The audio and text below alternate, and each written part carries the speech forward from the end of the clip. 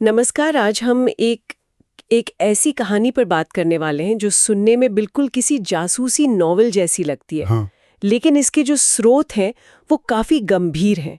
दावा ये किया जा रहा है कि पाकिस्तान के परमाणु हथियार, मतलब उनका सबसे बड़ा सुरक्षा कवच, अब शायद उनके अपने कंट्रोल में है ही नहीं। हाँ, और ये वाकई चौंकाने वाला दावा है। और जैसा आपने कहा, ये कोई यूं ही हवा में उड़ी ये बात नहीं है। नहीं। ये बातें जॉन किरकाउ नाम के एक व्यक्ति ने कही हैं। और ये कोई आम आदमी नहीं, बल्कि अमेरिका की जो खुफिया एजेंसी है CIA, उसके एक आप कह सकते हैं सीनियर अफसर रह चुके हैं, अब रिटायर हो गए हैं। अच्छा, CIA के पूर्व अधिकारी। जी। और उनके इन बयानों ने मतलब पूरे दक्षिण एशिया की जो पॉलिटिक्स है उसमें एक तरह की हलचल मचा दी है। बिल्कुल। और किरकाओ सिर्फ दावा नहीं कर रहे, वो एक पूरी कहानी बता रहे हैं, एक सीक्रेट डील की कहानी, जिसकी शुरुआत उनके हिसाब से 2002 में हुई थी। उस वक्त परवेज मुशर्रफ थे पाकिस्तान में। हाँ, तब वो राष्ट्रपति थे। और अब जाकर हाल ही में पाकिस्तान के जो मौजूदा आर्मी चीफ हैं, जनरल आसिम मुनीर, उन्होंने कथित तौर पर इस डील को मतलब फाइनल किया है। तो आज हम इसी दावे की तह तक जाने की कोशिश करेंगे।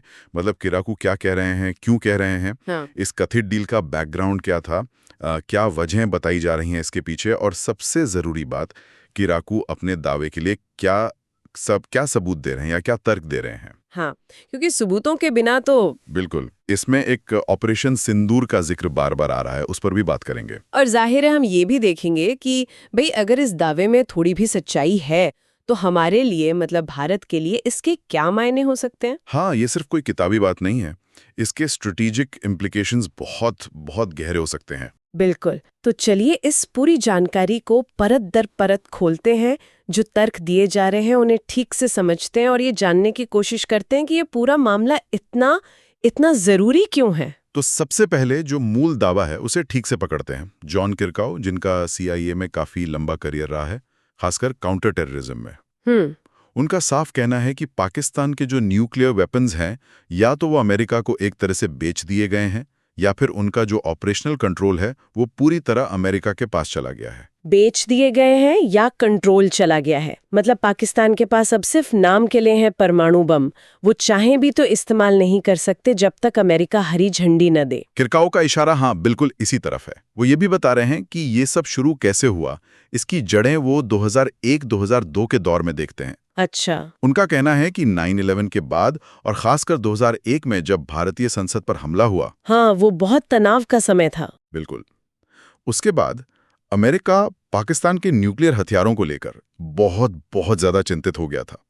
भारत और पाकिस्तान के बीच टेंशन एकदम पीक पर थी, और सच में ऐसा लग रहा था कि कहीं न्यूक्लियर वॉर न छिड़ जाए। हाँ, वो दौर तो काफी तनाव वाला था। मुझे याद है खबरें आती थीं कि दोनों देशों की फौजें बॉर्डर पर हैं और पूरी दुनिया में चिंता थी कि कहीं ये टेंशन न्यूक्लियर वॉर में न बदल जाए। किरकाउ बिल्कुल उसी माहौल का जिक्र कर रहे हैं। वो बताते हैं कि 2002 की शुरुआत में अमेरिका को लगभग पक्का यकीन हो गया था कि भारत पाकिस्तान पर एक बड़ा हमला करने वाला है। सच में? हाँ, डर इतना ज्यादा था उनके मुताबिक कि अमेरिका ने इस्लामाबाद में जो उनकी एम्बेसी थी, वहां से अपने गैर जरूरी स्टाफ और उनकी फैमिलीज को वापस बुला लिया था। अरे बाप रे, ये तो बहुत बड़ा कदम होता है। हाँ, ये दिखाता है कि सिचुएशन कितनी गंभीर समझी जा रही थी। तो फिर अमेरिका ने इस चिंता का हल क्या निकाला? अगर जंग का इतना खतरा था तो अमेरिका ने किया क्या? किरकाउ के अनुसार अमेरिकी इंटेलिजेंस और जो पॉलिसी मेकर्स थे, उनमें ये सोच बनी कि भाई अगर न्यूक्लियर वॉर रोकनी है तो किसी एक साइड के न्यूक्लियर हथियारों को या तो बेकार करना होगा या उन पर कंट्रोल करना होगा। और उनके एनालिसिस में भारत के मुकाबले पाकिस्तान को इस लिहाज से सॉफ्टर टारगेट माना गया। सॉफ्ट टारगेट, आसान निशाना, ये शब्द अपने आप में बहुत कुछ कहता है। बिल्कुल। लेकिन ये आसान निशाना साधा कैसे गया? मतलब किरकाउ इसके बारे में क्या बताते हैं, कैसे हुआ ये सब? किरकाउ काफी डिटेल में बताते हैं कि ये कोई एक दिन का काम नहीं था। इसकी शुरुआत वो कहते हैं परवेज मुशर्रफ के साथ हुई। अच्छा। किरकाउ दावा करते हैं कि उनके अपने कार्यकाल में, मतलब 2000 के बाद, CIA को पाकिस्तान के अंदर काम करने की इतनी खुली छूट मिली हुई थी कि शायद उन्हें अमेरिका में भी वैसी छूट ना हो। क्या बात कर रहे हैं, पाकिस्तान के अंदर? हाँ, मुशर्रफ ने टेररिज्म के खिलाफ लड़ाई के नाम पर CIA को लगभग फ्री हैंड दे दिया था, ऐसा उनका कहना है। और इसी खुली छूट का फायदा उठाकर ये न्यूक्लियर डील की नींव रखी गई। किरकाउ का यही कहना है। वो बताते हैं कि इस दौरान कई लेवल पर लेन देन हुए, मुशर्रफ को पर्सनली फायदा पहुंचाया गया।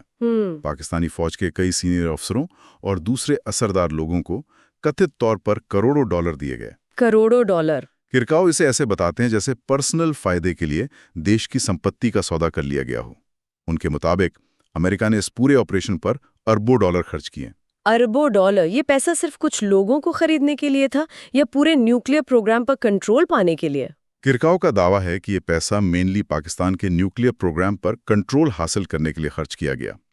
वो ये भी कहते हैं कि ये सिर्फ पैसे का लेन देन नहीं था। अच्छा। इसमें टेक्नोलॉजी, इंटेलिजेंस और शायद वो इशारा करते हैं ब्लैकमेलिंग के कुछ एलिमेंट्स भी शामिल हो सकते हैं। बाप रे। और नतीजा ये हुआ, किरकाउ के अनुसार, कि CIA ने धीरे धीरे पाकिस्तान के पूरे न्यूक्लियर ढांचे में अपनी पकड़ मजबूत कर ली। और इस कथित डील की शर्तें क्या थी? मतलब क्या पाकिस्तान ने अपनी मर्जी से कंट्रोल छोड़ा? ये कैसे हुआ? किरकाउ और कुछ दूसरी रिपोर्ट्स का हवाला देते हुए ये कहा जा रहा है कि डील की मेन शर्त ये थी कि पाकिस्तान अपने न्यूक्लियर हथियार सिर्फ और सिर्फ तभी इस्तेमाल कर सकता है जब उस पर पहले कोई न्यूक्लियर हमला हो। यानी नो फर्स्ट यूज। हाँ, एक तरह से।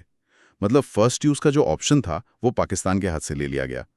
और क्योंकि ऑपरेशनल कंट्रोल कथित तौर पर अमेरिका के पास है, तो पाकिस्तान चाहकर भी इस शर्त को तोड़ नहीं सकता। ये सुनने में ही यकीन नहीं होता।